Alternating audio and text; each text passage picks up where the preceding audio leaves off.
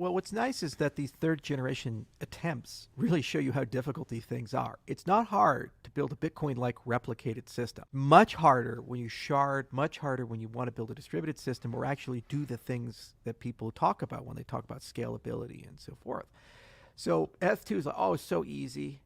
It's coming out tomorrow, next month, and then it doesn't. And it doesn't, and it doesn't. And then people start asking why, and they start realizing, oh, well, it turns out these protocols are exponentially more complicated.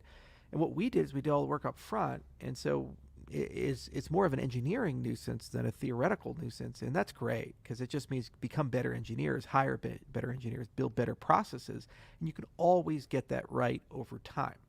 So the next 5 years are going to be just beautiful because we know what research we need to do. We know what people we need to talk to. We know basically what papers we need to write. And we know they can be written. And we know kind of where to look on how to do that stuff.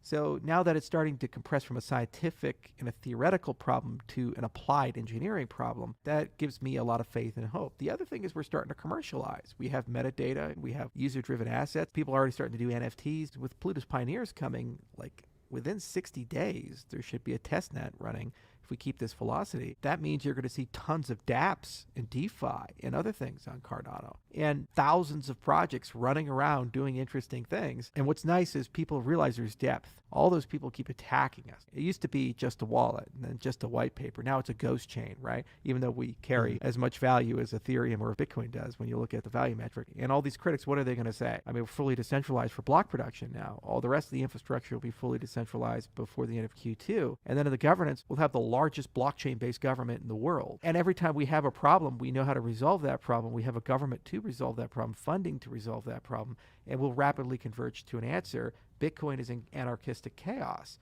and Ethereum is a cult of personality around a leader who may or may not be able to keep pushing the ecosystem against its own economic incentives.